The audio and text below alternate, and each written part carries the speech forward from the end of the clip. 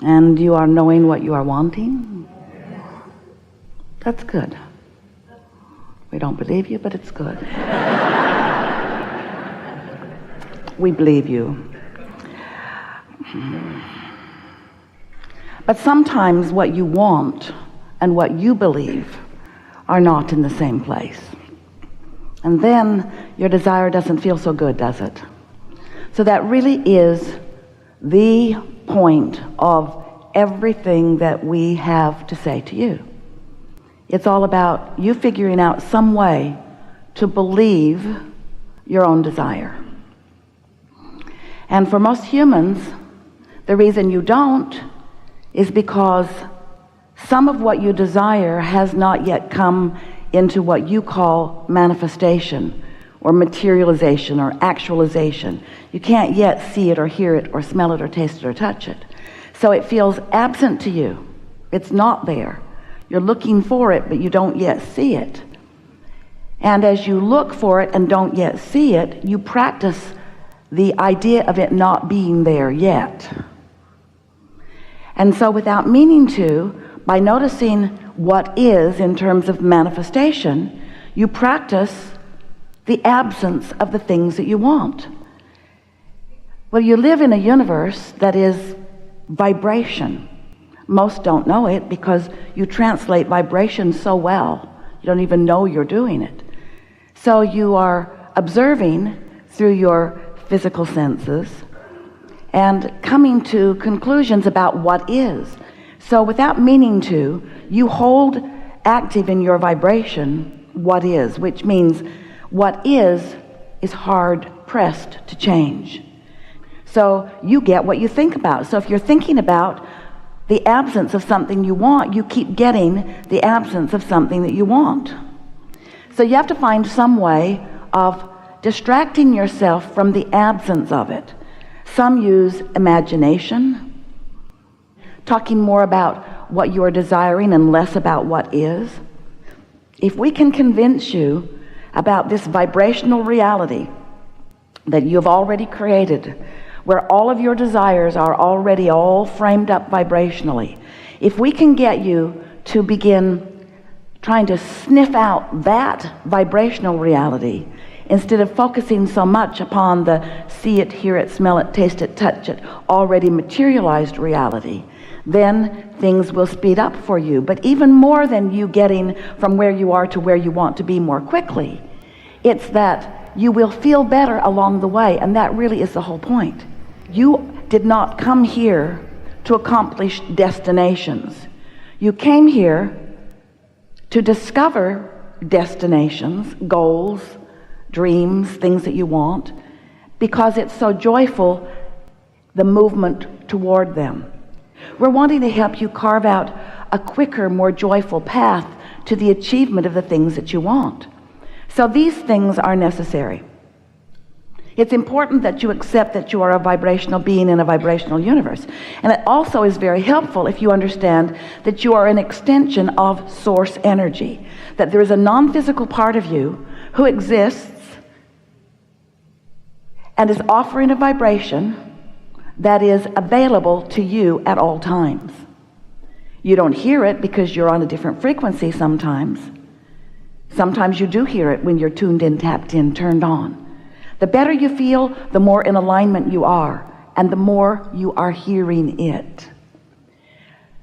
But we know, since you are physical and you live in this physical world, that the physical world matters to you. It matters a lot, and it should, because you came specifically intending to be a creator out here on this leading edge where thoughts do turn to things, where manifestations do occur, where you have the full-blown visceral experience of your creation.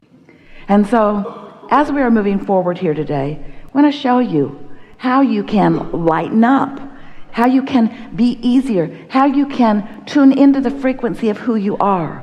We want to help you to discover in very real terms so that you can apply it whenever you want to, which from our point of view, if we were standing in your physical shoes, would be all of the time, so that you can tune to the frequency of that broader knowing. When you are standing in your now, offering your attention to whatever it is you're offering your attention to, you have much more creative control than you know.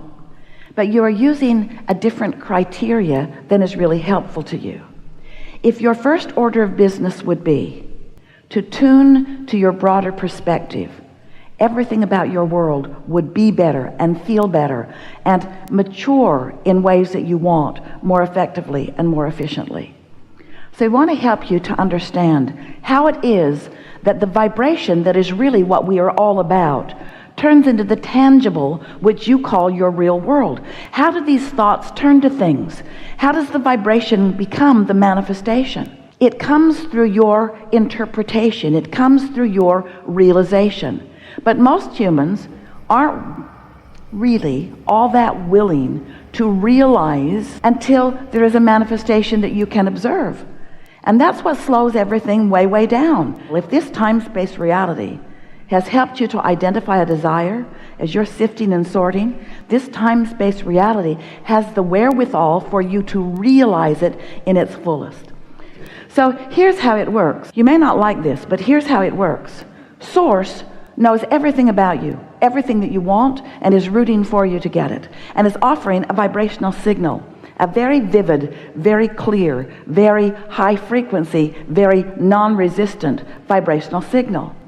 When you're in the vicinity of it, you are able to translate that signal into meaningful things. Esther is receiving that signal now and is translating it into this physical word equivalent for you. So you have the ability to do that too. Most of you don't know that you do, but you do. So here's this signal. And when you tune to it, Esther tuned to it through meditation, through quieting her mind, through stopping thought. As she stopped thought, the vibration that is natural to her began to become dominant. And so over a period of time, her vibration raised to reach the frequency of the vibration that is us, which makes our communication in an environment like this seamless. Now, it's not always seamless for Esther. She can be in a bad mood and not hear us too. But she does know when she's in a bad mood that she's not hearing us. And she does know that her first order of business is to do whatever it takes, even if it's to take a nap, to stop the conversation about whatever it is that's holding her in that resistant place where she cannot hear us. So here's this vibration always being offered to you. The question is, are you in the receptive mode? That is a key phrase here. Are you in the receptive mode? Are you able to translate that vibration into something that's meaningful? So the first thing that you will translate it into, if you are in the receptive mode, is an idea will occur to you. You know that feeling when you say, I just got the best idea. That's what that is. You were in the receptive mode. Didn't stay there very long, most of you. But you were for a moment in the receptive mode, and the idea came before you shot the idea in the foot by the reality that is surrounding you. You know what we're talking about, don't you? So that idea comes, and with that idea, with that, let's say it like it is, with that, you translating, because you're in the receptive mode, the vibration into a thought, you realized it. It was always being revealed to you. In other words, it's not you waiting around for the revelation. The revelation is there all of your waking moments. The revelation is there. The question is, are you in the receptive mode? And the answer is, sometimes you are and sometimes you're not. And the better you feel, the more you are, and the worse you feel, the more you're not. It really is that simple. So here comes this thought, this idea, and right along with it, so close with it that you think that it happens simultaneously.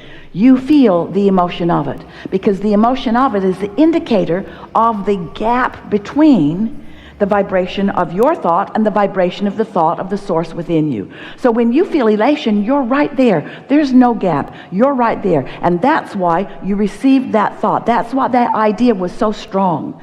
And unless you do something to add resistance to the idea, you could stay on the wavelength of that idea and you could carry it out to its full fruition. And you know that because you've done that on some occasions.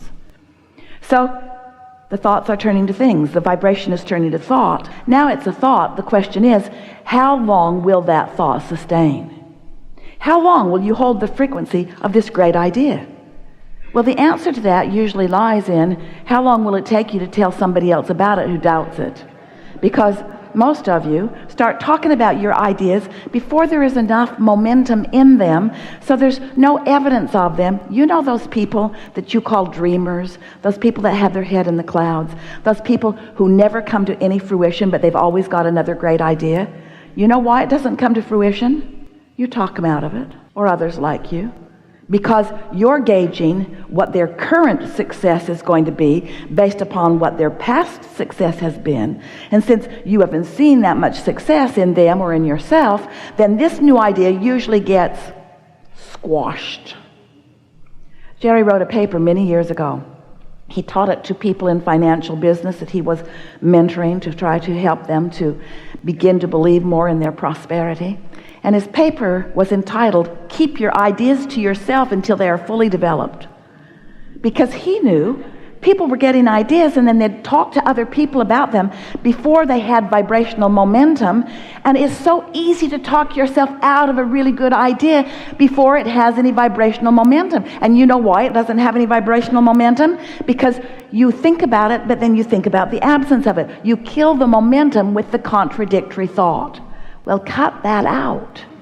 If you would not do that, if you could find some way to believe in your desires, to believe in your ideas longer, to hold the doubt at bay, to replace the doubt with belief. So what does that require? That requires, first of all, knowing what we just told you, knowing that it is a vibrational reality that will come to fruition, but you've got to coax it along.